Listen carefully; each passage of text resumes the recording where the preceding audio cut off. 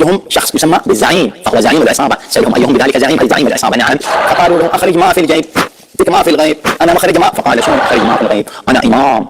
قالوا عيب ضحكة. فماذا حدث بعد ذلك؟ قالوا له ستخرج ما في جيبك. قال إنها ليست لي. قالوا فأخرجوها على العموم، فأخذوها، فعندما علموا أنه إمام ماذا حدث؟ ماذا حدث؟ أخذوه ومشوا وإذا بهم أمام منارة. شنو منارة؟ صومعة.